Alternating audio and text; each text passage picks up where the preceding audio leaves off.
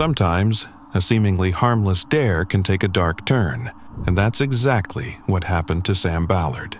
In 2010, the 19-year-old aspiring rugby player was enjoying a chill evening with his friends at the home of Jimmy Galvin, a buddy who, believe it or not, is now a famous pianist and music composer. The group was just hanging out, sipping on red wine and trying to act a bit grown up. But then, the night took an unexpected turn when a slug appeared on the concrete patio. And, as it often does with a bunch of teenage boys, a dare was born. So, what did they do? They dared Sam to eat the slug. A totally innocent, silly moment among friends, right? What could possibly go wrong? Well, what happened next would change Sam's life forever. He gulped down the slimy creature, thinking it was just a weird, gross challenge. But soon after, he began feeling incredibly weak, with his legs in pain. Then came the dizziness, followed by vomiting. His mother, Katie Ballard, initially thought the symptoms might be a sign of multiple sclerosis, a condition that had affected her husband. Multiple sclerosis can cause fatigue, dizziness, and weakness in the legs, and Sam had all of those symptoms. But doctors quickly ruled it out. It wasn't until Sam mentioned that he had eaten a slug that the puzzle pieces started to fall into place. Katie was skeptical. Who gets sick from eating a slug? But soon, Sam's diagnosis would prove much more terrifying. He had contracted a rare parasite known as rat lungworm disease. You might be wondering what on earth rat lungworm disease is. Well, here's the scoop. It's a disease caused by a parasite typically found in rats. The parasite gets into slugs when they consume rat feces that's contaminated with the parasite. When humans eat raw or undercooked slugs, the parasite can make its way into the brain, causing severe complications. And that's exactly what happened to Sam. The parasite made its way to his brain, causing inflammation in the membranes surrounding both the brain and spinal cord. Things went downhill fast, and Sam was soon in a coma, fighting for his life. Though most cases of rat lungworm disease are mild, Sam's case was catastrophic. He remained in a coma for about 13 months.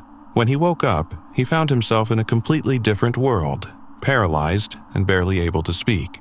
His rugby dreams were shattered, and now he needed help to do even the simplest tasks. Despite this devastating new reality, Sam remained fully aware of everything around him. His friend Jimmy, who had been there when the dare went down, couldn't help but feel guilty. In an emotional moment, he apologized to Sam, with tears streaming down both their faces. Sam's mom, Katie, never blamed his friends for the dare.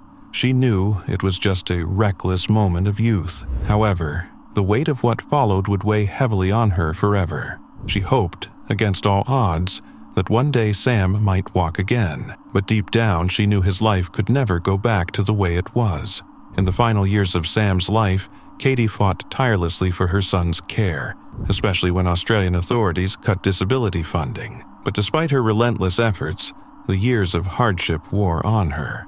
On November 2nd, 2018, Sam passed away at the age of 28 in Hornsby Hospital, just a short distance from where he grew up. In his final moments surrounded by his loved ones, Sam managed to say the words Katie had been longing to hear, "I love you." It was the last thing he ever said before taking his final breath, a sad reminder of how one dare changed everything. In the world of ice hockey, where flying pucks, high-speed chases, and clashing sticks are all just another day at the rink, no one really expects tragedy to strike mid-game. But that's exactly what happened on October 28, 2023, when 29-year-old American hockey player Adam Johnson tragically lost his life during a match between the Nottingham Panthers and the Sheffield Steelers at the Utilita Arena in Sheffield, England. Johnson, who was playing for the Panthers, suffered a fatal neck injury when he was accidentally struck by the skate blade of opposing player Matt Petgrave during what seemed like a routine play. In the blink of an eye, the match came to a horrifying halt, and the packed arena fell into stunned silence. It wasn't just a freak accident, it was a wake-up call for the entire sport. The footage quickly went viral, and as the hockey community processed the shock, questions around player safety took center stage. For many fans and players, Johnson wasn't just a talented athlete. He was a reminder that even in a game as rough and tumble as hockey, some dangers are simply too great to ignore. In the weeks that followed, authorities launched an investigation, and Matt Petgrave was arrested on suspicion of manslaughter, an unusual move in professional sports, and one that sparked heated debates. Was it just an accident? Could it have been avoided? Was there any intent? After an extensive 18-month investigation, the Crown Prosecution Service concluded in April 2025 that there was not enough evidence to pursue criminal charges.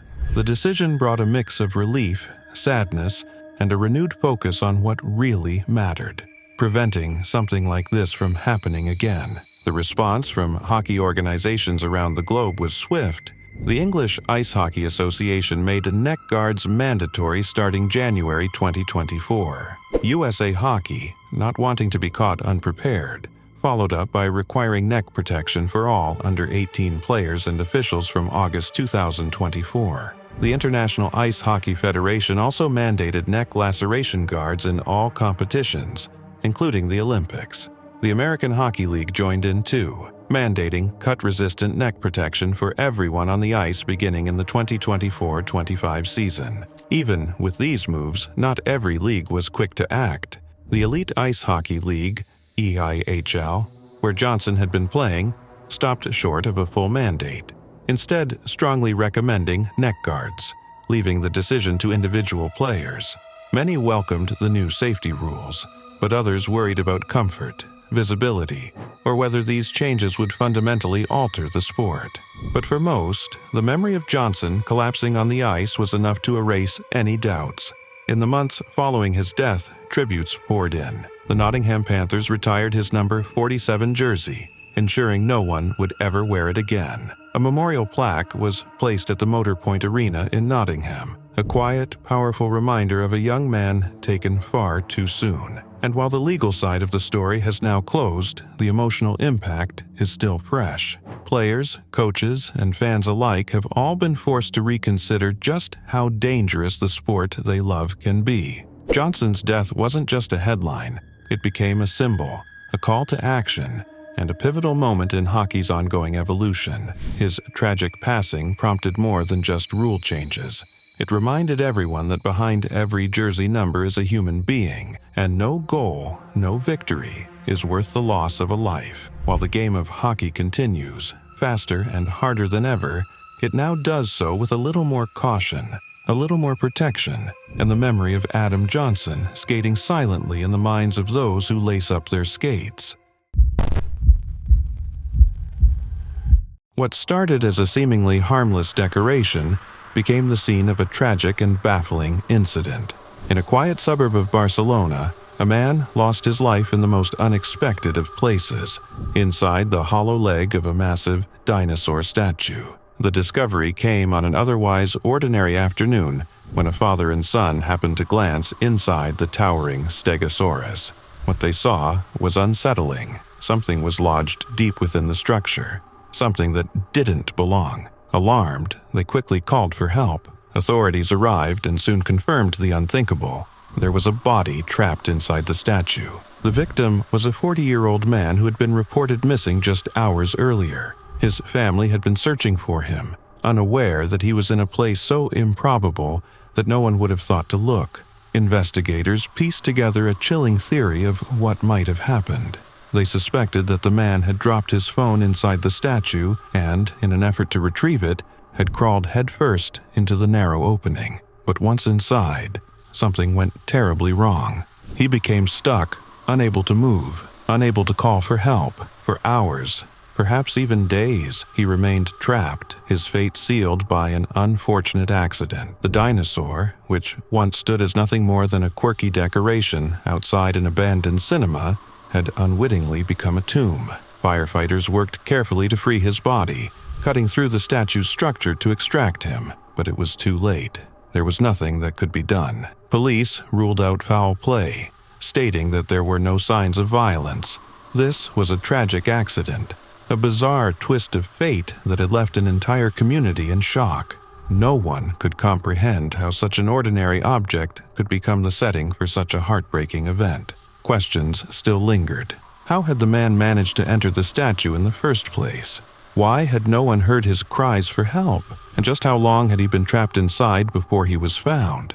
The autopsy would provide more details, but for now, all that remained was a haunting sense of mystery. As news of the incident spread, the town was left shaken. The once familiar dinosaur, which had stood as a whimsical landmark for years, had now become a grim reminder of life's unpredictability. What had once brought joy and nostalgia now cast a shadow of sorrow. Though officials assured the public that it was a case of misfortune rather than negligence, the tragedy left many wondering how something so simple could have turned into something so tragic. The statue, once a harmless piece of decoration, would never be seen the same way again. As time passed, the story of the man and the dinosaur would become one of those eerie tales that lingered in whispered conversations, a warning of how quickly the ordinary can turn into the unimaginable.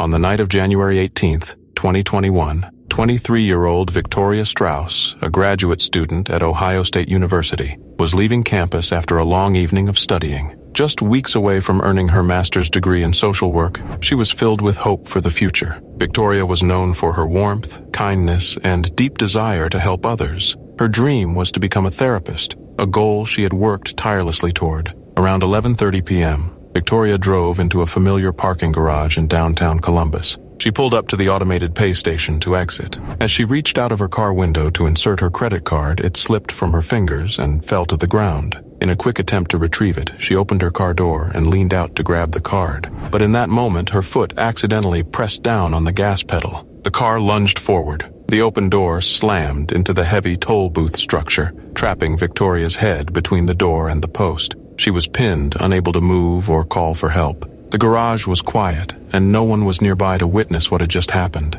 Hours passed before a security guard discovered her. At 5:40 a.m., he spotted her vehicle and immediately called emergency services. Tragically, it was too late. Victoria was pronounced dead at the scene. The police investigation concluded that the incident was a freak accident. No foul play was involved. An autopsy later revealed the cause of death as blunt force trauma to the head. The report also noted that Victoria had a blood alcohol level of 0.221-, nearly 3 times the legal limit in Ohio. While the alcohol did not cause the crash directly, it likely contributed to the chain of events that led to her death. The news of her passing devastated her family, friends, and classmates. Victoria was deeply loved by those who knew her. Her friends described her as someone who always checked on others, even when she was struggling herself. Before coming to Ohio State, she had been on Florida Atlantic University's cheer and dance team. Dance remained one of her greatest passions, and many of her friends later held tributes in her memory. Ohio State University issued a statement mourning her loss, and grief counselors were made available to support students and staff. Her professors remembered her as a dedicated student with a bright future. Victoria's death served as a heartbreaking reminder of how quickly life can change.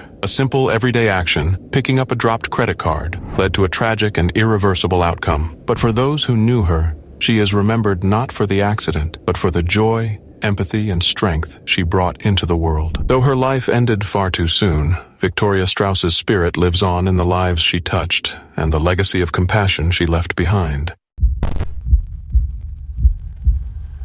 The story of Brandon Lee's death on the set of The Crow remains one of Hollywood's most unsettling reminders of how routine decisions can lead to irreversible consequences when safety is not given the respect it deserves. In 1993, Lee was poised for a major breakthrough, stepping confidently into his first leading role and carrying the momentum of a career that was beginning to take shape. As the son of Bruce Lee, he was no stranger to public attention, yet he was determined to establish himself through his own talent and dedication. The production of The Crow was built around a dark and atmospheric world, full of rain-soaked streets, emotionally driven action, and themes of love, loss, and justice. These themes later took on an unintended and haunting significance after the events of March 31st. During what should have been a carefully controlled scene, a prop firearm that was intended to fire blanks instead discharged a real projectile. The cause was a sequence of preventable errors involving improperly made dummy rounds that had been used earlier for close-up shots. These rounds still contained active primers, which generated enough force during a test to dislodge a bullet into the barrel. When blanks were loaded later that day,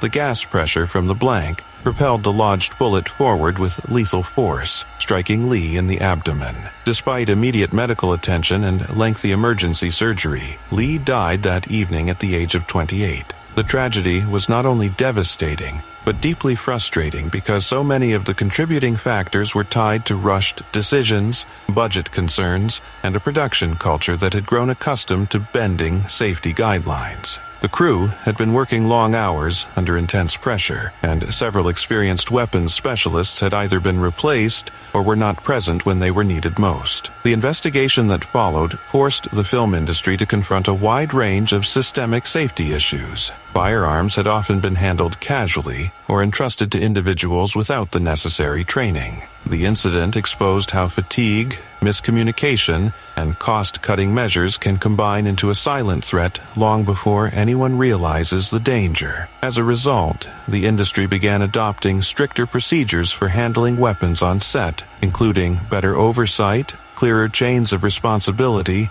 and more rigorous standards for prop preparation and storage. Although the lessons were clear, later incidents have shown that the battle for consistent and reliable safety practices is ongoing. Beyond technical explanations and official reports, the human impact of Lee's death remains the most powerful element of the story. Friends, family, and colleagues remembered him as warm, focused, and generous, with a sense of excitement about his future that made his loss feel especially profound. His fiancée, Eliza Hutton, his mother, Linda Lee Cadwell, and the cast and crew lived with a grief that no investigation could fully resolve. When The Crow was eventually released, it became an unintentional tribute to Lee's talent, and audiences who watch it today often feel a mixture of admiration and sadness. His performance carries both the promise of a rising career and the weight of a life cut short. The tragedy continues to stand as a solemn reminder that the people who bring stories to life on screen deserve unwavering protection, and that even small oversights can have consequences that last for generations. All right, folks, buckle up because this story is equal parts bizarre and tragic, with a side of face-palm-worthy decisions. Picture this. It's Friday, January 12th, 2007, and a morning radio show called The Morning Rave on KDND decides to host an on-air contest with a prize everyone wanted back then, a Nintendo Wii. Yep, the hottest gaming console of the era, worth around $250. The name of the contest? Hold Your Wii for a Wii. And yes, it's just as ridiculous as it sounds. But hey, you gotta admire the straightforwardness. Here's the deal. Contestants had to drink as much water as possible without going to the bathroom. If you've ever been stuck on a long road trip with no rest stops, you know the struggle these people were about to face. But on paper, it seemed harmless enough until it wasn't. Enter Jennifer Strange, a devoted wife, loving mom of 3, and someone just trying to win a fun gaming system for her family. What could possibly go wrong, right? The contest kicked off at 6:15 a.m., with 18 eager participants, each handed an 8-ounce bottle of water to chug every 15 minutes. At first, it seemed like a breeze. These were small half-pint bottles, after all, but after just 90 minutes and 5 bottles in, the first contestant, James Ibarra, tapped out, his bladder waving the white flag. And that's when things started getting weird. A nurse, clearly more informed than the show's hosts, called in to warn them about the dangers of water intoxication, a real and potentially deadly condition where drinking too much water dilutes vital electrolytes, causing severe health issues. You'd think this would be a huge red flag, but nope, the hosts laughed it off. One even joked, "Is anyone dying in there?" Another quipped, "They signed releases, so we're not responsible." Yikes. Meanwhile, the contestants were kept in a separate room, oblivious to the nurse's warning. Jennifer, determined to win that Wii for her kids, kept going even as the pain set in. She complained about severe discomfort and splitting headaches, but the hosts were still joking around, showing a shocking lack of understanding. When one DJ asked if water poisoning was even a thing, another replied, "Not with water. Your body's 98% water. Why can't you take in as much as you want?" A third host even joked, "Maybe we should have researched this first. Ya think?" As the contest dragged on, the water bottles got bigger and the stakes higher. Jennifer pushed through nearly 2 gallons of water in just over 3 hours. Despite being in visible distress, she powered on, wanting to bring that Wii home for her 2 sons and daughter. When she finally bowed out, she was the second to last contestant standing, earning, wait for it, tickets to a Justin Timberlake concert. Not quite the prize she was aiming for, but things went from bad to catastrophic. Jennifer's stomach was painfully swollen, and she complained of excruciating headaches. Hoping some rest would help, she skipped work and went straight to bed. What she didn't know was that her body was already in crisis. Excessive water intake had diluted her blood sodium levels, causing water to flood into her cells. While most tissues can handle a little swelling, the brain, not so much. Encased in a rigid skull, her swelling brain had nowhere to go, leading to severe damage. Later that day, Jennifer called her workplace, crying and describing unbearable pain. Just 5 hours after the contest ended, her mother found her lifeless body at home. It's hard to imagine a more heartbreaking end to what was supposed to be a lighthearted event. The fallout was swift. The morning rave hosts, known on air as Trish, Maney, and Lucas, were fired the very next day. KDND canceled the show and terminated 10 employees in total. Jennifer's family sued the station, and on October 29, 2009, a California jury awarded them $16.5 million in damages. The station was held fully accountable for the reckless stunt that cost Jennifer her life. The story of Gary Hoy is one of those strange and tragic cases that sticks with people not just because of how unusual it was, but because of how quickly a moment meant to impress turned into a fatal mistake. Gary Hoy was a well-respected corporate and securities lawyer at the Toronto firm Holden Day Wilson. Known among colleagues as intelligent, passionate, and maybe just a little theatrical, Gary had one party trick that stood out from the rest. He would throw himself against the office windows on the 24th floor to show how sturdy and unbreakable they were. No, seriously, he actually did this, and for a long time it worked. Gary wasn't being reckless just for laughs. He genuinely believed in demonstrating the quality of his office building. The windows were made of tempered glass, and he had performed this stunt multiple times before, bouncing off them like a rubber ball while everyone around him gasped in shock.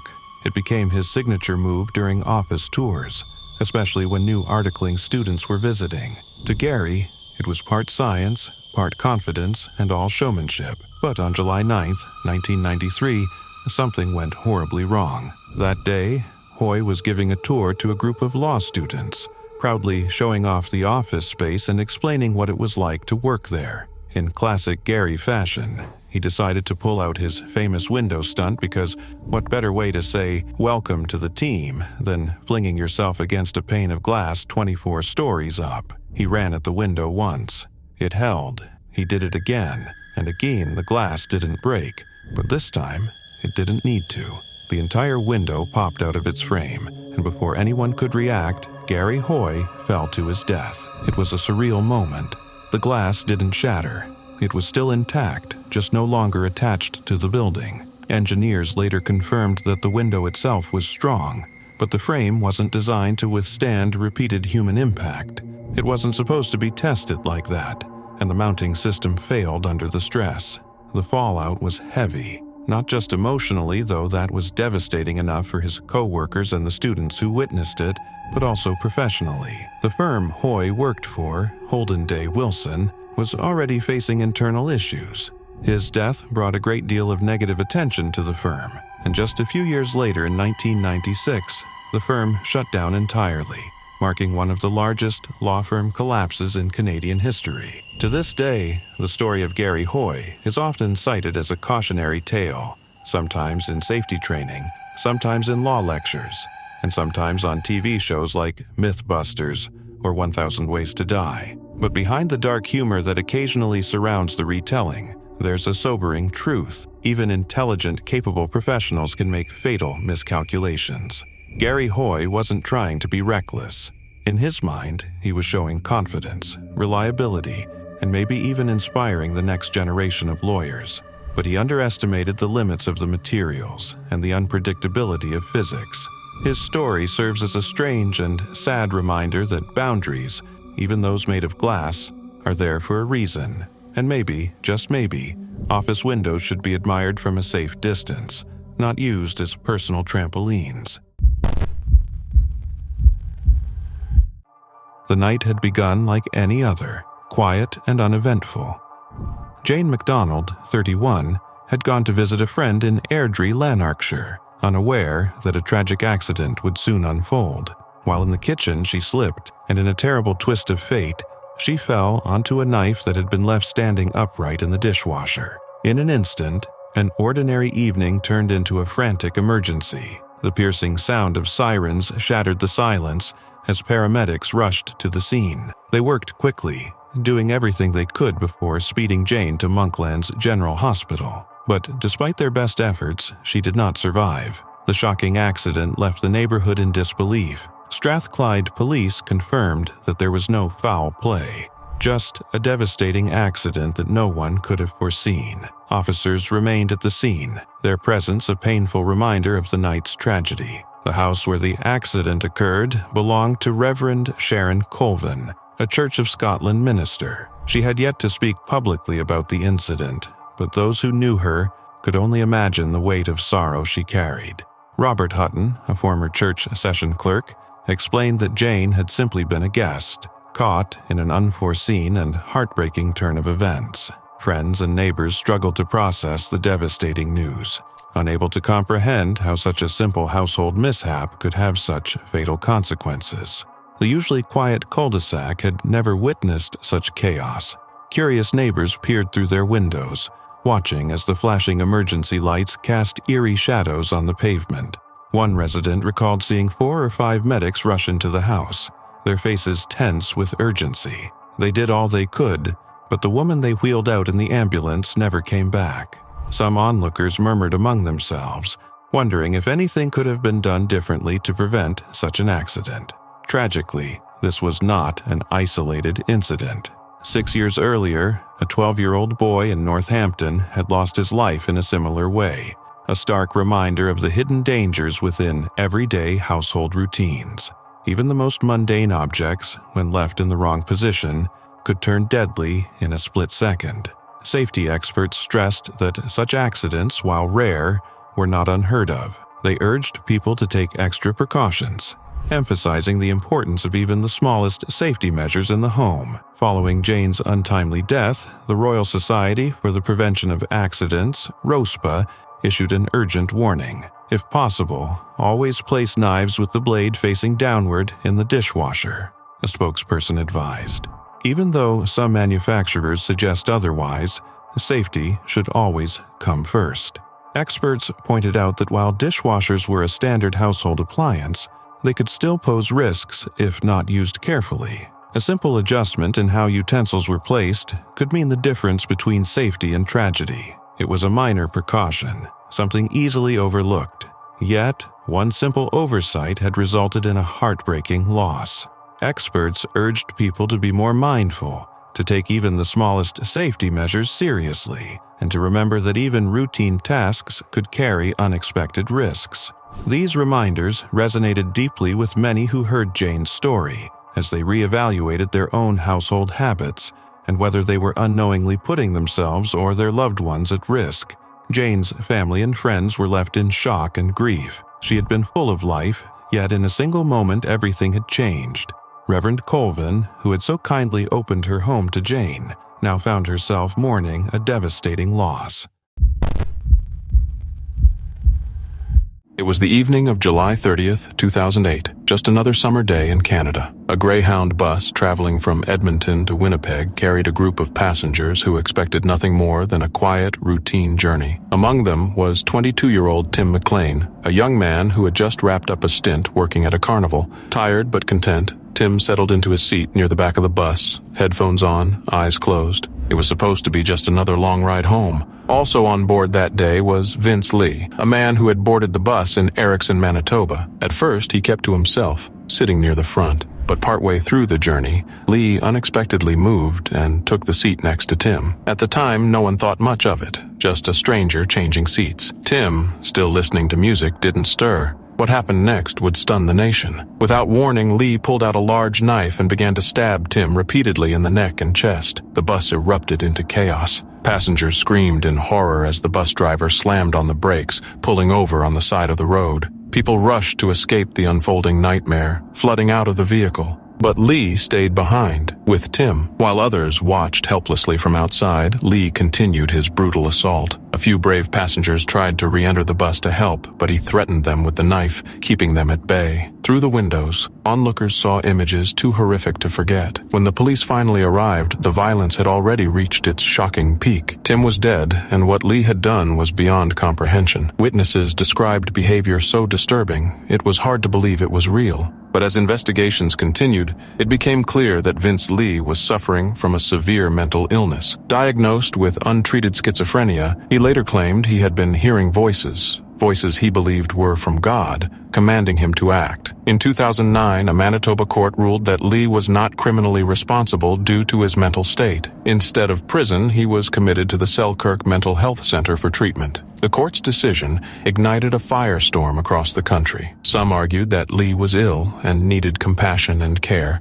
Others were outraged that someone who had committed such a violent act wouldn't face prison time. Tim's mother, Carol Dedelli, became a powerful voice for change. Her grief was unimaginable, but what haunted her even more was the idea that the man who killed her son might one day walk free. And in time, that's exactly what happened. In 2015, Lee, now calling himself Will Baker, was granted supervised day trips outside the hospital. By 2017, he received an absolute discharge. That meant no criminal record, no restrictions, as long as he continued treatment and checked in with doctors. The ruling sparked national debate. Many, like Carol, felt betrayed by the system. She believed that people found not criminally responsible still needed long-term oversight and consequences. Baker later expressed remorse, but for many, it wasn't enough. The case raised complex questions about justice, mental illness, and public safety, questions Canada is still grappling with today. The 2013 sinkhole tragedy in Seffner, Florida, remains one of those unsettling events that forces people to think about how unpredictable the natural world can be, especially in places where the ground beneath our feet isn't as solid as we assume. When a sinkhole suddenly opened beneath the bedroom of 37-year-old Jeffrey Bush, the story immediately gripped national attention not because it was sensational, but because it felt almost unreal. A reminder that even in a normal suburban home, something extraordinary and catastrophic can happen in an instant. That night, the earth simply gave way without warning, swallowing an entire room and leaving his family in shock as they tried desperately to reach him. First responders arrived quickly, but even the professionals had to confront the frightening reality that the ground around the sinkhole was still actively shifting, unstable, and dangerous. The cavity beneath the house turned out to be enormous, deeper and wider than initially believed, and rescuers had to make the heartbreaking decision to pull back, not because they wanted to, but because the soil kept collapsing, and entering the hole would have put more lives at risk. The home was condemned almost immediately and eventually demolished, with the sinkhole later examined, stabilized, filled, and monitored for years. What made the event resonate so strongly across the country was that there had been no real warning signs, no cracks in the wall, no sagging floors, no strange noises, nothing that would have signaled the house sat above a hidden void carved slowly over time by Florida's porous limestone foundations. This is part of what makes Florida especially prone to sinkholes, its karst landscape, built on rock that dissolves as groundwater moves through it, can develop massive underground cavities that remain invisible until they suddenly collapse. The idea that such a void could silently form and then open without notice, especially in the middle of the night, was both a scientific point of interest and a human tragedy. Over time, the site became a sort of somber landmark, not in a sensational way, but as a place that reminded locals and experts just how complex and vulnerable the state's geology really is.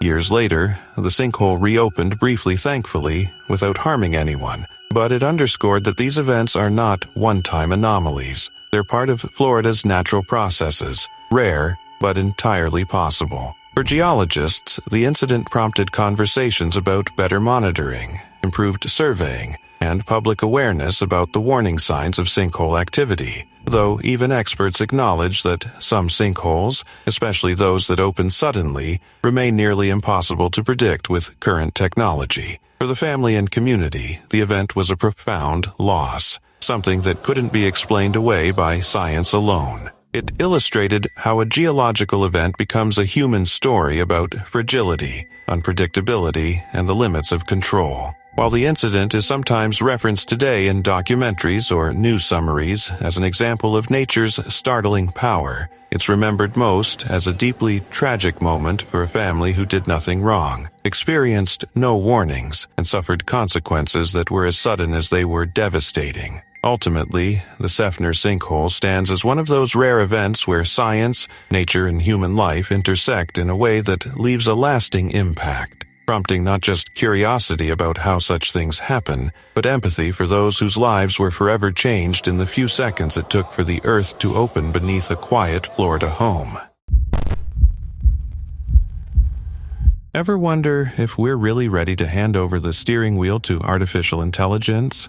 Well, this next story might make you pump the brakes on that idea. On a quiet night in Tempe, Arizona, on March 18, 2018, a groundbreaking experiment in self-driving tech went horribly wrong. Elaine Hertzberg, a 49-year-old woman, was wheeling her bicycle across the road when she crossed paths with an Uber vehicle traveling at 40 miles per hour. Sounds like the setup for a bad movie, right?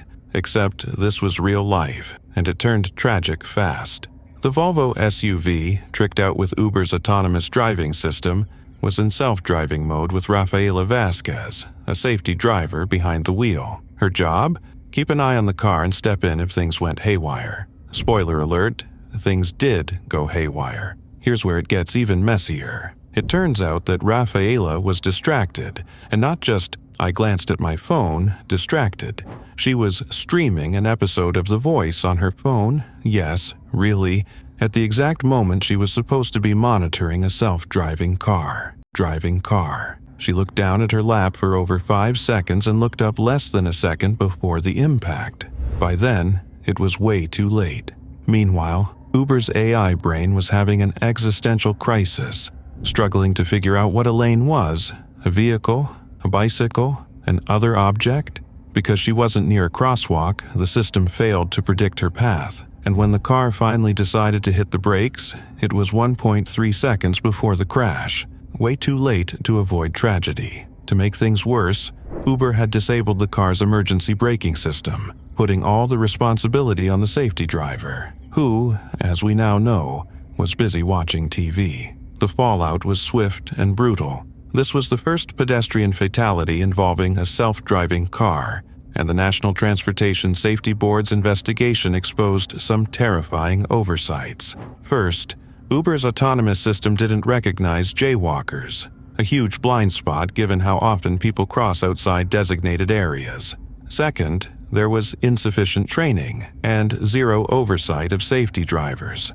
Rafaela was working alone and distracted for most of her shift, a recipe for disaster. Third, Uber's system didn't alert safety drivers in emergencies, which meant there was no warning when things went wrong. And finally, Uber's Advanced Technologies Group had no formal safety plan, no standardized procedures, and no dedicated safety manager. Basically, they were winging it with self-driving cars.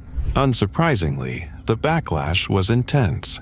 Uber's self-driving car program in Arizona was suspended, and Rafaela faced legal consequences. She was sentenced to 3 years of supervised probation, with the charge downgraded to a misdemeanor if she completed her sentence successfully. While she bore some responsibility, the court also pointed to Uber's shocking lack of safety measures as a major contributing factor. After the accident, Uber updated its software to finally recognize jaywalkers, something you'd think would have been a basic feature from the start.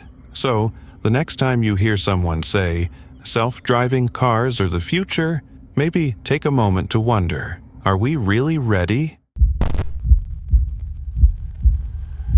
If you've ever spent time in a gym, you know there's a unique kind of respect reserved for those who push the limits, the ones stacking plates like pancakes and making it look almost effortless.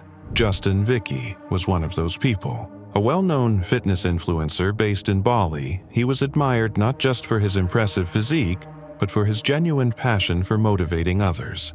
With over 30,000 followers on Instagram, he wasn't just showing off gains.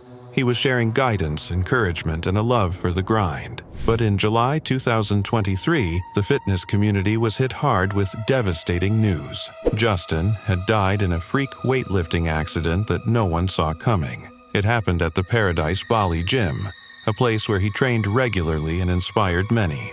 That day, he attempted a squat with 210 kilograms on his shoulders. That's about 450 pounds. A serious lift even for seasoned athletes. As he lowered into the squat, something went wrong. He lost balance, and the barbell, that enormous load, came crashing down on the back of his neck. A spotter was there, but the sheer weight and angle were unforgiving. Justin fell backward, and the impact caused a fatal neck injury, compressing vital nerves that affected his heart and lungs. He was rushed to the hospital and underwent emergency surgery, but tragically he didn't make it. The news spread fast, not just in Bali but around the world. Fellow gym-goers, fans, and influencers shared tributes and condolences, mourning someone who seemed almost larger than life. The gym released a heartfelt statement, calling him more than a trainer or athlete. He was a mentor, a brother, a beacon of strength, and honestly, by all accounts, that wasn't an exaggeration. Justin wasn't just about lifting heavy. He was about lifting people up, helping others find confidence, stay disciplined, and embrace the fitness journey with positivity and grit. He embodied the spirit of the fitness world at its best, passionate, supportive, and humble despite his own strength. His loss wasn't just felt by those who knew him. It shook an entire online and offline community that looked up to him for daily motivation. His death raised serious conversations in the fitness world about safety, spotting, and knowing your limits. Heavy lifting is no joke. Even the strongest bodies can falter when things go wrong. His story is a painful reminder that while striving to be your best is admirable, safety should never take a back seat. Gym culture often celebrates pushing past limits, but sometimes the bravest thing you can do is step back and assess the risk. Justin Vicky's legacy now carries a sobering message alongside all the inspiration. Respect the weight, respect your body, and never take the process for granted. The night started like any other for a young couple in Tel Aviv, but it ended in a way no one could have imagined. Trapped in an underground elevator as floodwaters surged in, their final moments were spent battling for breath, desperately trying to escape as water filled the small space around them. Dean Shoshani and Stav Harari, both 25, had no idea they were stepping into a death trap when they entered the lift in their apartment building's underground parking garage. Heavy rain had been falling throughout the day, overwhelming the city's drainage systems and causing chaos on the streets. But the true nightmare began when the water found its way into the basement, seeping through an opening and quickly rising. As the elevator descended, an electrical failure suddenly caused the doors to lock. What should have been a quick and routine ride turned into a terrifying prison. Trapped inside, the couple struggled to force the doors open, but they wouldn't budge. Panic set in as the water levels rose around them. Neighbors could hear their desperate cries for help, but no one could get to them in time. Residents of the building immediately sprang into action, frantically calling emergency services. However, their pleas went unanswered for far too long. The city was already overwhelmed with flood-related emergencies, and their calls were either missed or dismissed. One tenant dialed for help repeatedly, only to be met with silence or disconnected calls. Time slipped away, and so did hope. The flooding intensified, and the underground parking garage became a deadly trap. The water had nowhere to go, pouring in rapidly, submerging everything in its path. The air inside the lift grew thinner as the couple fought to stay above the rising water. Their struggle could be heard, the sounds of their distress echoing through the basement. Then, just as suddenly, the noises stopped, silence fell, and with it came the realization that the worst had happened. By the time rescue crews finally arrived, it was too late. More than half an hour had passed, and every second had counted. Emergency personnel had to navigate the flooded parking lot with scuba gear, searching through the murky water for any sign of life. When they finally managed to pull the couple out, paramedics rushed them to the hospital, but the battle had already been lost. Dean and Stav were gone. In the aftermath, grief and anger swept through the community. The tragedy sparked outrage as questions surfaced about the building's infrastructure and the city's handling of the floods. Family members and neighbors pointed to years of poor maintenance, believing that the disaster could have been prevented if the building had better flood protection, if emergency services had responded faster, if the elevator had been designed differently. So many ifs haunted those left behind. Dean's family struggled to comprehend the loss, describing him as someone full of life, always looking beyond the ordinary. Stav, known for her kindness and warmth, left behind a grieving family unable to imagine a future without her. The pain of their absence cut deep, leaving wounds that would never truly heal. For the city, this tragedy became a chilling reminder of how quickly nature's fury could turn everyday places into death traps. It raised serious concerns about safety regulations, building codes, and the readiness of emergency responders. Many feared that if changes weren't made, another disaster like this could happen again. As days passed, tributes poured in, and the weight of what had happened settled over those who had tried to save them. The neighbors who had heard their cries, who had fought against locked doors and useless phone calls, would forever carry the memories of that fateful night. It was a tragedy that left scars not just on the families but on an entire community that had watched helplessly as 2 lives slipped away in the rising floodwaters. It was December 4th, 2016, a day that was supposed to mark the beginning of a new life for 32-year-old Rosmar do Nascimento Silva. Living in Sao Paulo, Brazil, she had long dreamed of making her wedding day not only memorable but magical. To surprise her fiancé, Uderley Damasceno, Rosmar made a bold and romantic decision. She would arrive at their wedding ceremony in a helicopter. Only a handful of people knew about the plan. She wanted her entrance to be dramatic, private, and unforgettable. The wedding was set to take place at Recanto Beija-Flor, a large scenic venue in the city of Osasco, just outside Sao Paulo. Over 300 guests had been invited, and everything was going perfectly. The sun was out, decorations were in place, and music floated through the venue. But the bride was still missing, and only 6 people knew why. At around 4 p.m., Rosmar boarded a Robinson R-44 helicopter at a nearby hangar. With her were her brother Silvano Nascimento da Silva, the couple's wedding photographer Nilda Cristina Neves, who was 6 months pregnant,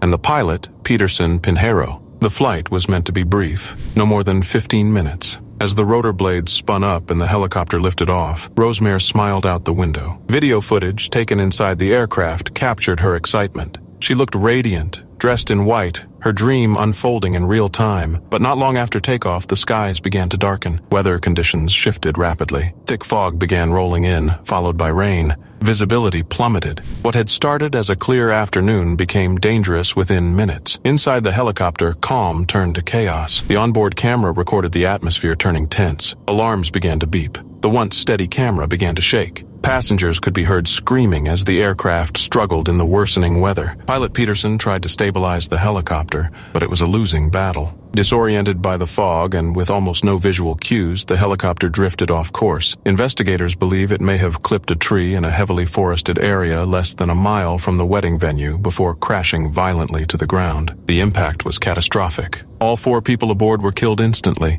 Back at the venue, the wedding guests were still unaware of the tragedy unfolding nearby. Many were simply waiting for the ceremony to begin, assuming a minor delay. only the small group involved in the helicopter plan began to grow concerned. When a call confirmed that the helicopter had indeed departed on time, anxiety set in. Then came word of a nearby helicopter crash. At first, no one made the connection. But when details began to match, a sense of dread spread through the venue. Uderli, the groom, was standing at the altar waiting for his bride when he received the news. In just a few words, his entire world shattered. Rosemare, her brother, the photographer, and the pilot were gone. The wedding that had been so full of joy just moments earlier dissolved into grief and disbelief. Authorities launched a full investigation. It was discovered that while the helicopter was licensed and its registration valid until early 2017, it had been operating over its recommended passenger limit. It was designed for only 3 passengers, but 4 people had been on board that day. Investigators cited the combination of bad weather, poor visibility, and overloading as contributing factors to the crash. They concluded that the pilot had likely become disoriented due to the fog,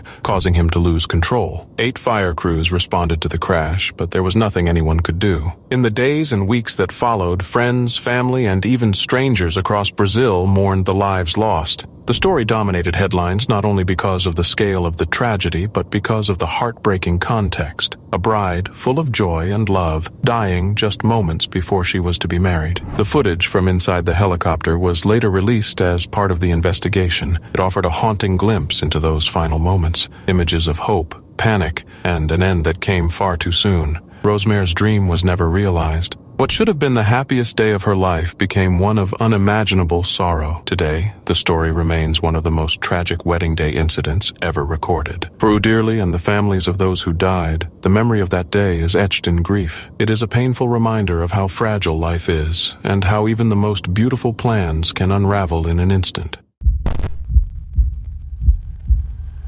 At the Pangyo Techno Valley Festival in 2014, the day began with an atmosphere of uncomplicated excitement, as students, office workers, and fans gathered for a free outdoor concert that promised a pleasant break from routine. The performance area was lively, the weather was cooperative, and the energy of the crowd rose steadily as more people arrived to watch their favorite artists. In the middle of this cheerful scene stood a large metal ventilation grate that seemed like a harmless part of the urban setting and an appealing spot for anyone hoping to improve their view. People stepped onto it naturally, unaware that it concealed a deep drop into an underground parking facility. No visible signs warned them away, and no staff members considered the possibility that the grate might not support the growing cluster of spectators. The crowd laughed, talked, and angled their phones to capture the stage while the grate silently endured a weight it was never engineered to withstand. When it finally gave way, it did so without hesitation, sending those standing on it plunging downward and freezing the rest of the audience in shock as the music halted and the festival instantly shifted from celebration to catastrophe. Emergency responders rushed to the scene with urgency as the magnitude of the event became clear to everyone present. The ventilation shaft was narrow and deep,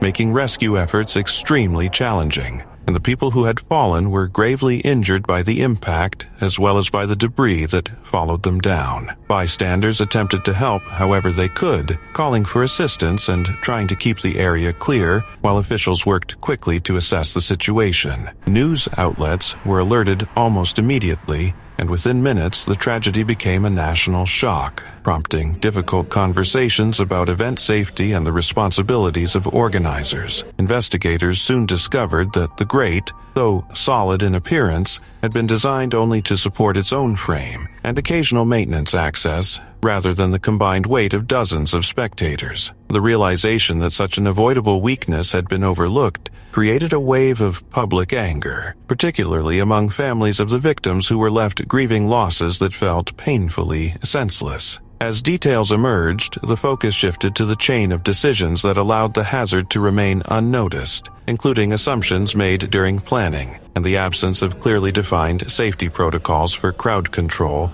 in a busy and dynamic setting. Over time, the memory of the incident has continued to influence how public events are organized throughout South Korea, serving as a lasting reminder of the importance of vigilance in situations where large groups gather with an expectation of safety. Authorities introduced stricter guidelines for inspections and required organizers to demonstrate a stronger understanding of the structural features of their venues, even those that might seem insignificant at first glance. The event soon entered national conversations about responsibility and smarter management of crowded public spaces across communities. The incident also encouraged more open communication between organizers and municipal agencies so that potential risks could be identified earlier and corrected before crowds arrived. For many people, the tragedy is remembered not only for its immediate impact, but also for the sense of collective responsibility it inspired in the years that followed. It stands as a powerful illustration of how everyday infrastructure can become dangerous when assumptions replace careful evaluation, and how communities can learn and adapt when confronted with evidence that established habits and norms need improvement. The story of Pangyo remains a sobering testament to the value of preparation and the ongoing effort to protect lives. We've all got our guilty pleasures: hot chocolate, Netflix binges, maybe a little too much coffee. But for Natasha Harris, a 30-year-old mother of 8 from Invercargill, New Zealand, her guilty pleasure turned into a deadly obsession. Her love for Coca-Cola wasn't your typical, "I need a soda with my burger" kind of thing. We're talking 2 gallons of Coke every single day. From the moment she woke up to the moment she went to bed, she was never far from a glass of the fizzy stuff. And it wasn't just a craving. It was a full-blown addiction. Without her usual supply, Natasha would experience withdrawal symptoms like shaking, irritability, and restlessness. But because there were no warning labels on the bottles, her family never thought this everyday beverage could be dangerous, even as her health started to fall apart. For about 6 months before her death, Natasha's health took a serious hit. She was constantly exhausted, often nauseous and frequently vomiting in the mornings. Despite feeling extreme fatigue and a racing heartbeat, she avoided seeing doctors due to a deep fear of them. To make matters worse, her lifestyle wasn't helping. She barely ate, only having a small lunch most days, and smoked around 30 cigarettes daily. Her soda addiction even affected her teeth. They rotted so badly they had to be removed. And some of her kids were born without enamel on their teeth, likely due to her excessive soda consumption during pregnancy. And if you're wondering just how much caffeine she was putting into her system, brace yourself. A single ounce of Coke contains 2.3 milligrams of caffeine, and with Natasha consuming between 2.1 and 2.6 gallons daily, she was taking in around 800 milligrams of caffeine a day, double the safe limit for an average adult. Combine that with her poor diet and smoking habits, and her body was running on empty. On the morning of February 25, 2010, Natasha's routine started as usual, getting her kids ready for school and having her morning Coke fix. But shortly after, everything changed. She collapsed against a wall in the bathroom, struggling to breathe. Her partner, Christopher Hodkinson, called emergency services and tried desperately to revive her with CPR, but despite his efforts, Natasha passed away at home. The inquest into her death revealed cardiac arrhythmia, an irregular heartbeat, as the primary cause of death. But it didn't stop there.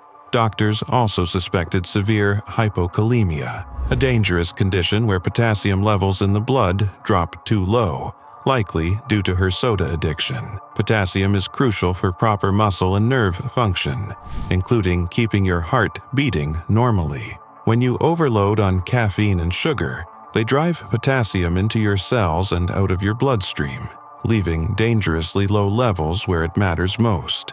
In the aftermath, Christopher blamed Coca-Cola for Natasha's death, believing the company should take responsibility for the health risks associated with excessive consumption of their product. But Coca-Cola denied direct responsibility, arguing that while cardiac arrhythmia was the official cause of death, there was no definitive proof that Coke alone was to blame. Still, experts pointed out the sheer volume of liquid Natasha consumed daily, 338 ounces a day, would strain anyone's body, regardless of the beverage. And let's not forget the 4,000 calories she was drinking every day just from Coke, almost double the recommended daily intake. While most people who enjoy soda in moderation don't need to worry, Natasha's story serves as a sobering reminder that even something as ordinary as a soft drink can turn deadly when taken to extremes. So maybe next time you reach for that extra can of Coke, you'll think twice, because no one wants their love of soda to take a dark and dangerous turn. In 2022, a tragic accident at a foundry in Mapleton, Illinois, reminded everyone how crucial workplace safety truly is and how quickly things can turn devastating when it's overlooked. Stephen Dirks, a 39-year-old melting specialist with only 9 days on the job at Caterpillar Inc., lost his life in a horrific incident that shocked the community and raised serious questions about industrial safety standards. Stephen's job involved working with molten iron, liquid metal heated to temperatures soaring above 2,000 degrees Fahrenheit. It's the kind of heat that instantly melts almost anything it touches, creating a dangerous environment where one wrong step can be fatal. On June 2, 2022, while performing a routine task of taking a sample from a furnace, Stephen fell into an 11-foot deep vat of molten iron.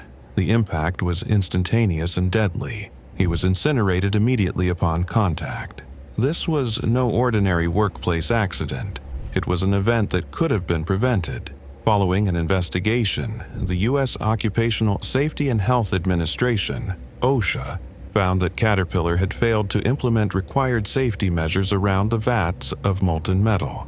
There were no guardrails or restraint systems in place to protect workers from falling into the molten iron. This glaring absence of fall protection exposed employees to a life-threatening hazard that should have been carefully managed and guarded against.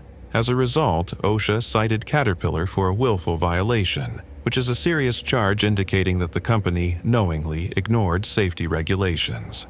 The company was fined $145,027, underscoring the gravity of the oversight.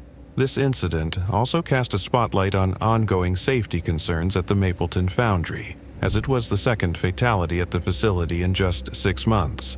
While the numbers and legal actions are important, it's essential to remember the human story behind this tragedy. Stephen Dirks was more than an employee. He was a devoted partner to Jessica Sutter and a father to 3 daughters. His obituary described him as a hard-working teddy bear of a man with calloused hands and a tender heart, someone who took pride in his work and cherished his family deeply. Losing him left an irreplaceable void in their lives. Stephen's death serves as a stark reminder of the inherent dangers in industrial environments where molten metals and heavy machinery are involved. It also highlights the critical responsibility employers have to safeguard their workers. Safety isn't just about ticking boxes or avoiding fines. It's about protecting human lives. This heartbreaking incident at Caterpillar's foundry underlines the need for rigorous enforcement of safety protocols and a culture that prioritizes the well-being of employees above all else. Fall protection systems like guardrails or restraint devices might seem like basic measures, but in hazardous settings, they are life-saving. Workplaces handling extreme heat and dangerous materials must be held accountable to the highest standards.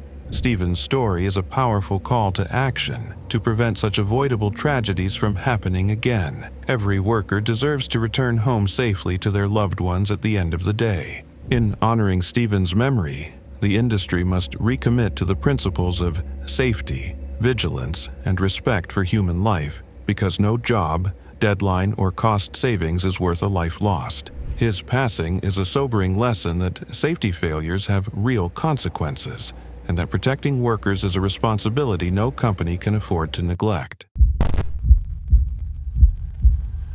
The airport was alive with movement, a place where thousands passed through every day, their thoughts filled with the excitement of travel or the anticipation of returning home. Among the crowd were 2 young boys, drawn to the large monitors that displayed flight information. The screens, housed in a towering sign, flickered with numbers and destinations, an ordinary fixture in the bustling terminal. But what seemed like a harmless moment of curiosity would soon unravel into an unimaginable tragedy. A Transportation Security Administration officer had noticed the children moments before disaster struck.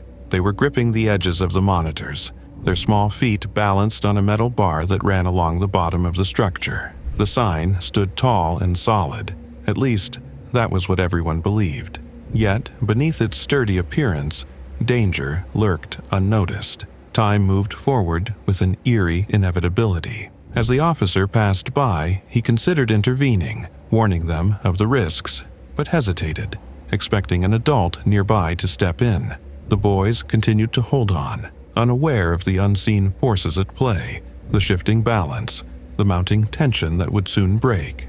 Then, in a sudden, gut-wrenching moment, the airport was rocked by a deafening crash. A metallic boom echoed through the terminal, shaking the floor as if an unseen force had struck from above. Travelers froze in place, their thoughts shifting from mundane concerns to an overwhelming sense of dread. The towering sign had fallen, trapping the children and their mother beneath its crushing weight. Screams filled the air, piercing through the terminal's usual hum. The TSA officer, who had only just stepped away, felt the impact reverberate through his feet. For a split second, he wondered if an explosion had gone off, but the sight before him told a different, horrifying story. Others rushed toward the fallen sign, struggling to lift it, their hands grasping at the heavy structure that had transformed from an ordinary fixture into an unyielding force of destruction. Amidst the chaos, emergency responders surged forward, their training kicking in as they assessed the scene. A woman lay injured, her body pinned beneath the wreckage, her cries of agony merging with the panicked voices around her. Beside her, two of her sons, once playful and full of life, were now trapped beneath the collapsed structure. The weight of the fallen sign had crushed their small frames, leaving onlookers frozen in helpless horror. A security officer at a nearby checkpoint watched the scene unfold through tear-filled eyes. A passenger he had been assisting moments before now stood trembling, her face streaked with tears. When he asked what had happened, her voice was barely more than a whisper as she recounted the horror she had just witnessed. The realization hit him with a cold, sinking finality. This was no ordinary accident.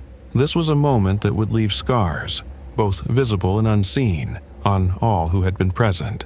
Medical teams worked feverishly, their hands moving with practiced precision. They fought against time, against injury, against fate itself, but fate had already made its decision.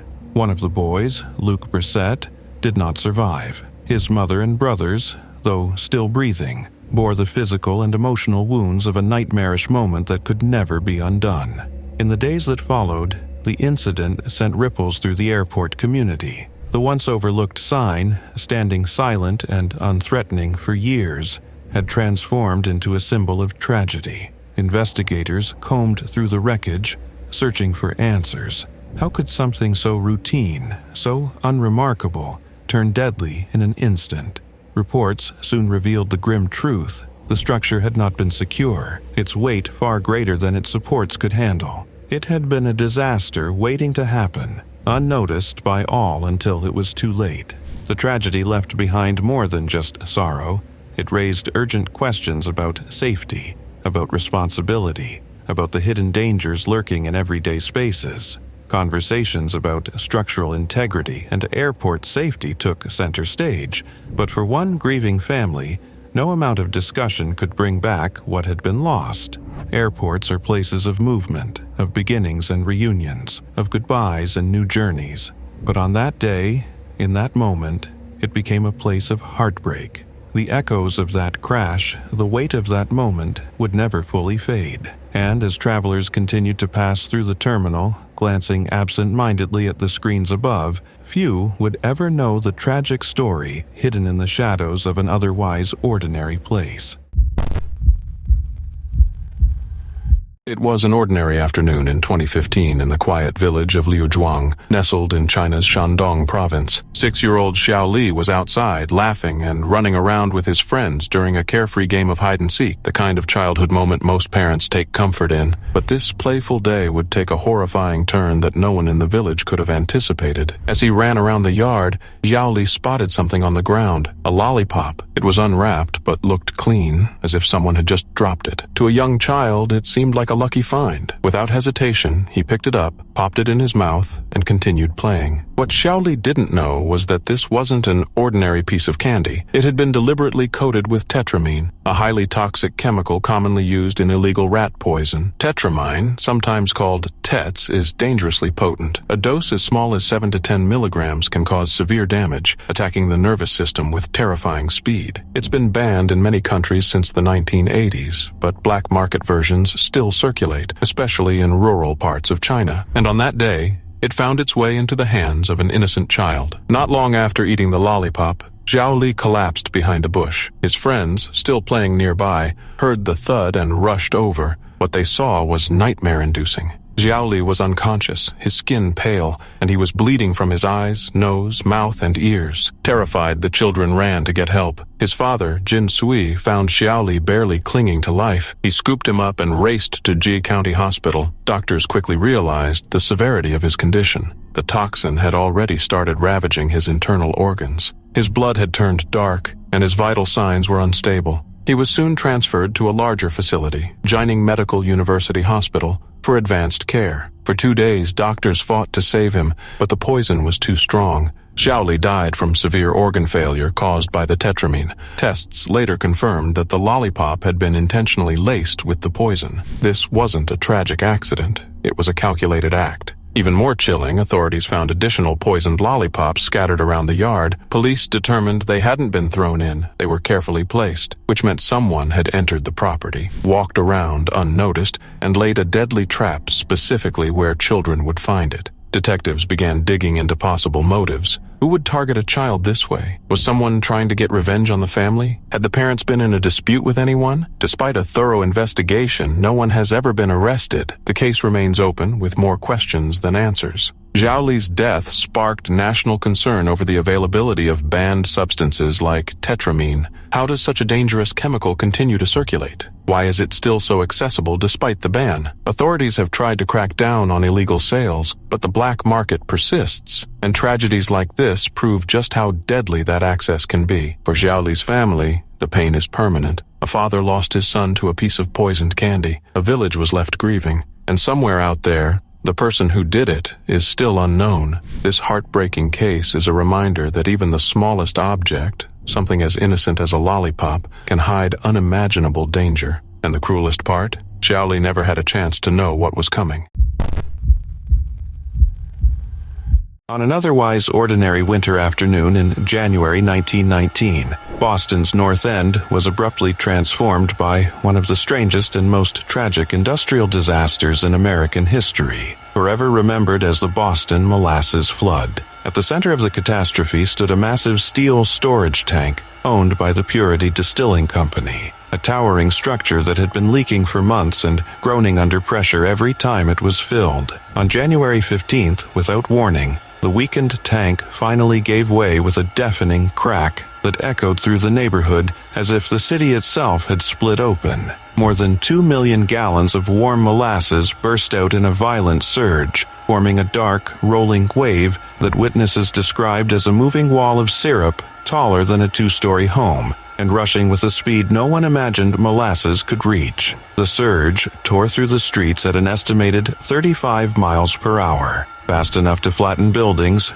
rip apart supports, and trap anyone unlucky enough to be in its path before they could even react. People were swept off their feet, horses and carts were overturned, and the sticky flood poured into homes, storefronts, and alleyways with a force as relentless as any natural disaster. As the molasses spread, the cold January air caused it to thicken rapidly into a heavy, suffocating mass that made rescue efforts painfully slow. Firefighters, police officers, sailors from a nearby ship, and volunteers from around the city rushed to help, wading through the sticky mire and pulling out survivors with great difficulty. The thickening syrup clung to everything and made every movement exhausting, and many rescuers later said it felt like trying to walk through cement that refused to let go. By the time the immediate danger had passed, 21 people had lost their lives, and around 150 had been injured, while countless horses and other animals perished in the mess.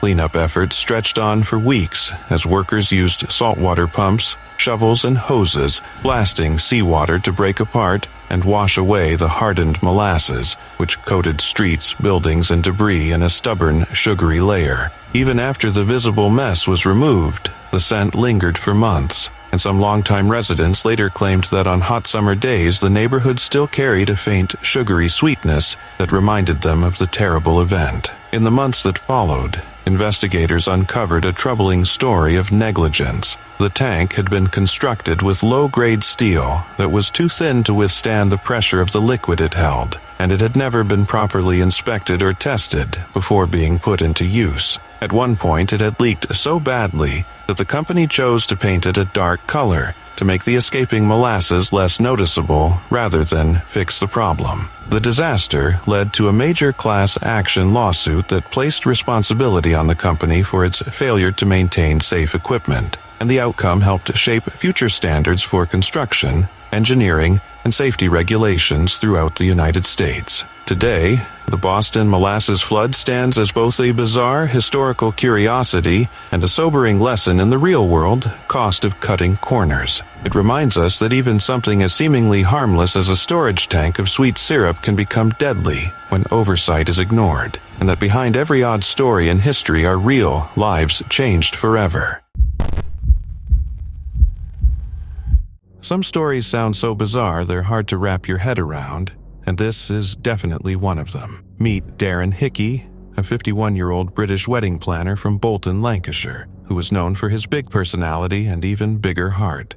Not only was he a pro at planning dream weddings, but he was also deeply dedicated to charity. But Darren wasn't just about work. His incredible resilience made him an inspiration. 7 years earlier, he'd survived a massive stroke that left him with difficulty walking and speaking, but he didn't let that stop him. His determination earned him the Inspirational Person of Courage Award from the Stroke Association. You'd think after overcoming so much, Darren would have faced down just about anything, but no one could have predicted how a simple fish cake would change everything. It all started on April 4th, 2019, when Darren attended a wedding venue in Lancashire. At some point around noon, he sampled a small fish cake. Totally normal, right? But here's where things took a turn. That little bite of fish cake was scalding hot, and it burned the back of his throat. Now, we've all burnt our tongues on pizza or soup before, no big deal, and Darren thought the same. But as the day went on, that minor burn started feeling less minor. The pain grew worse, so Darren decided to get it checked out.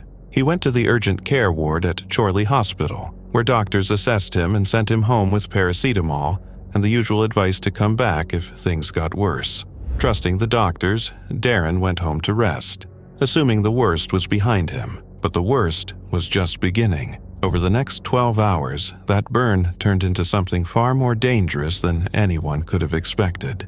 The swelling in Darren's throat increased rapidly, and by that evening his condition took a terrifying turn. His partner, Neil Parkinson, heard distressing noises and rushed to find Darren standing, choking and gasping for air. Neil tried desperately to help, and paramedics arrived quickly, but it was too late. Just after midnight, Darren was pronounced dead at Royal Bolton Hospital. A man who had survived a stroke and fought his way back to health was taken down by a single bite of hot fish cake. And if that's not chilling, I don't know what is. The inquest at Bolton Coroner's Court revealed the terrifying cause of Darren's death: extensive throat swelling leading to suffocation, and we're not talking a little irritation. The burn was so severe that it blocked his airway, depriving his body of oxygen. Pathologist Dr. Patrick W. explained that the burn was spot only visible with specialized equipment.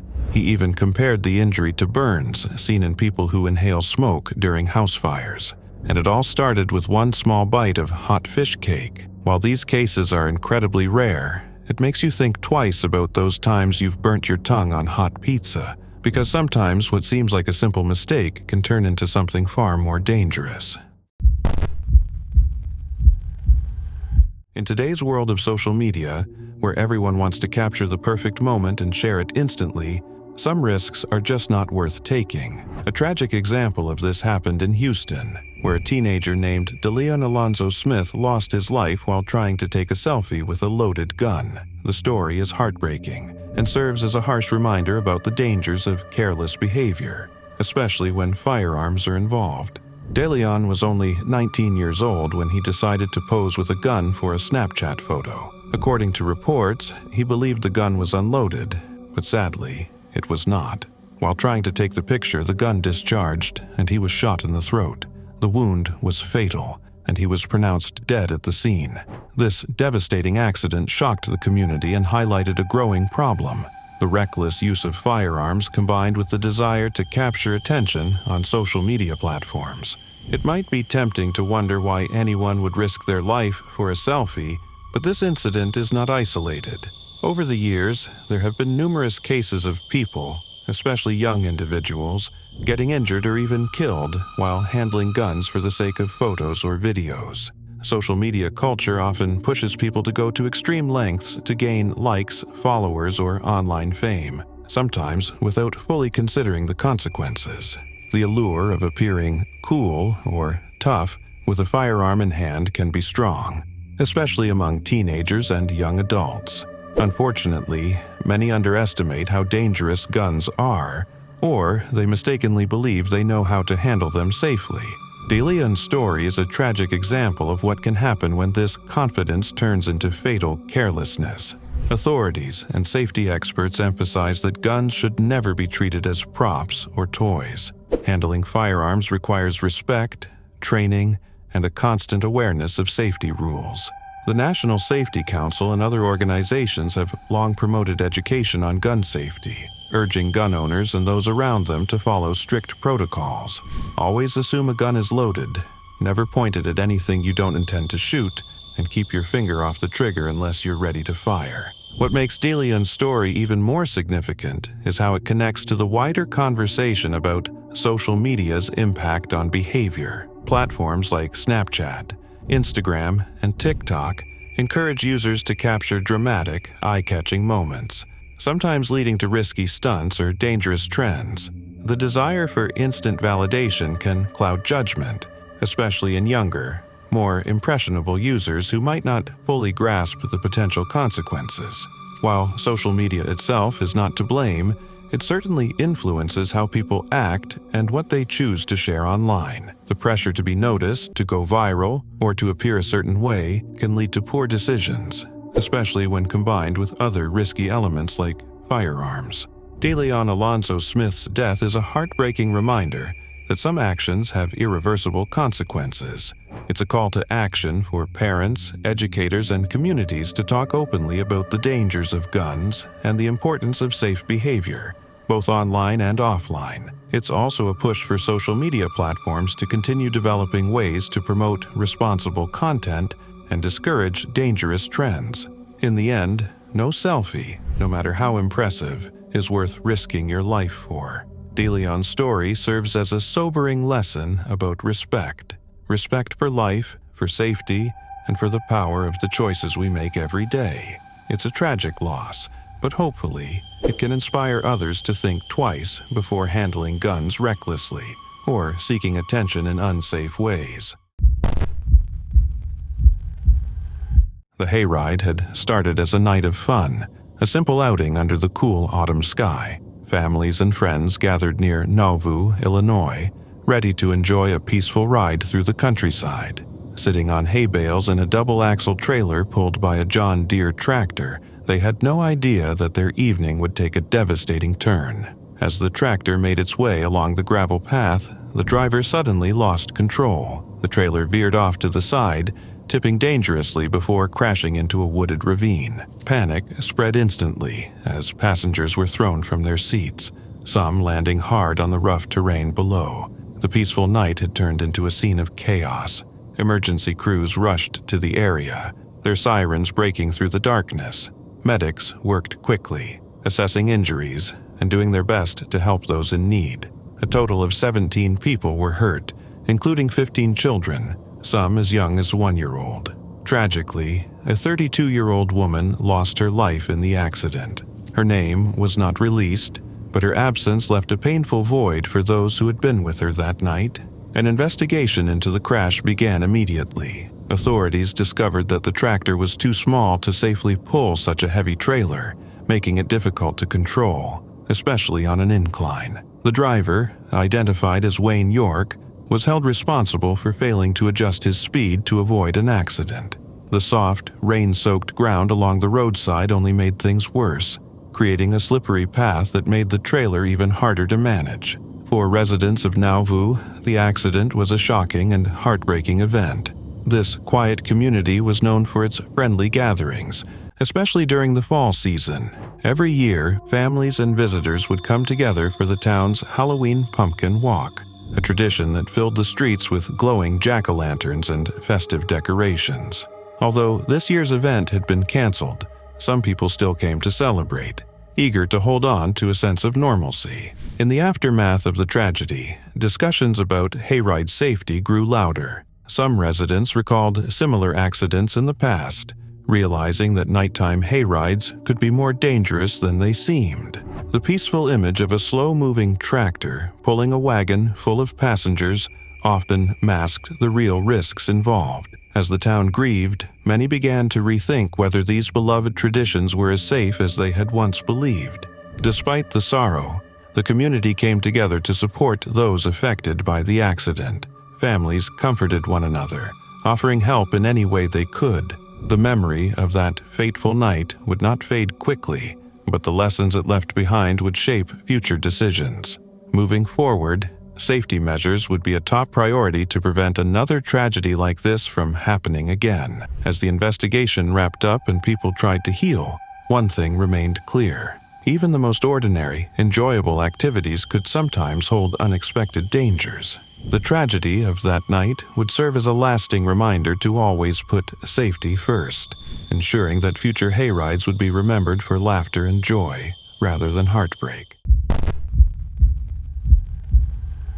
It was a quiet Saturday evening in 2017 in Jesenik, a small town tucked away in the northeastern Czech Republic. A 65-year-old mother and her 45-year-old daughter were enjoying what was meant to be a peaceful visit to a friend's garden home. The highlight of their evening? A relaxing session in the private sauna, something so ordinary it didn't seem to carry any risk at all. For a while, everything seemed fine. The women had been inside the sauna for some time, unwinding in the warmth. But as more minutes passed, their friend, who owned the home, started to feel uneasy. Something wasn't right. The women had been inside far longer than usual. Concerned, she finally decided to check on them. What she found was horrifying. Both women were lying motionless on the sauna floor. The heat was suffocating, and it quickly became clear that something had gone terribly wrong. The sauna door's handle had broken, trapping them inside with no way out. They had tried desperately to escape. Evidence of their struggle was all around. The small glass window in the sauna door had been shattered from the inside, and broken glass lay scattered on the ground. Towels were tossed across the floor, a heartbreaking sign of their panicked effort to survive. Emergency services were called immediately, but it was already too late. When police and paramedics arrived, they confirmed the worst. Both the mother and daughter had died from heat stroke, their bodies overwhelmed by the rising temperature and the inability to escape. It was a scene that left responders shaken. 2 lives lost in what should have been a harmless moment of relaxation. Photos taken by the authorities painted a clear and chilling picture. One image showed the broken door handle, the very thing that sealed their fate. Another captured the cracked glass from their attempted escape. These details, small on their own, told a gut-wrenching story when put together. According to police spokesperson Eva Kormosova, the women had likely been trapped for around 90 minutes before they were discovered. That delay proved fatal. As the investigation unfolded, questions began to surface. Was the sauna equipment properly maintained? Had the door handle shown signs of wear? Could the tragedy have been prevented with regular safety checks? These weren't just technical questions. They were the key to understanding how such an unimaginable accident had occurred. The case sparked wider concern about private saunas and their safety standards. While public facilities often follow strict codes, personal setups don't always face the same level of scrutiny. The town of Jesenik was left in shock. Neighbors and friends mourned the sudden, senseless loss of 2 women who simply wanted a quiet evening together. The sauna, once seen as a source of peace and comfort, had turned into a death trap. The broken hardware, the shattered window, and the untouched towels were now haunting symbols of what went wrong. This tragic story is a reminder of how fragile safety can be. One faulty piece of equipment, one moment of delay, can turn something familiar into something fatal. It's a painful lesson in just how quickly a calm evening can spiral into catastrophe. In August 1986, the world witnessed one of the most unusual and quietly devastating natural disasters in modern history, when Lake Nyos, a seemingly peaceful crater lake tucked into the hills of northwestern Cameroon, suddenly released a massive cloud of carbon dioxide that swept silently across nearby villages and claimed more than 1,700 lives in a single night. What made this tragedy so chilling was not fire, explosions, or any dramatic spectacle. It was the total absence of warning. The lake appeared calm, the evening was ordinary, and people settled into their nightly routines unaware that enormous amounts of carbon dioxide had been dissolving into the deep, cold layers of water for years. This hidden buildup created a dangerous reservoir of gas that behaved like a tightly sealed bottle under pressure. Scientists believe that a natural disturbance, such as a landslide or a minor geological shift, caused the gas-saturated water from the depths to rush upward. As the water rose toward the surface where pressure was lower, the dissolved carbon dioxide escaped all at once in a violent but invisible burst known as a limnic eruption. The released gas did not drift harmlessly into the sky. Instead, it moved outward along the ground in a dense cloud. Because carbon dioxide is heavier than oxygen, the gas flowed into valleys and villages with silent speed, displacing breathable air and suffocating everything in its path. People and animals collapsed instantly, many in their sleep and others while going about their usual routines. Survivors later described waking to scenes that were difficult to comprehend. Entire families remained motionless in their homes. Livestock lay scattered across fields. The air carried an eerie stillness that felt almost unreal because there had been no sounds of panic or struggle. For many who lived through it, the mystery of the event deepened the emotional impact. They did not understand how the night had transformed into a landscape of stillness. Scientists arriving at the scene were stunned by the scale and unusual nature of the disaster.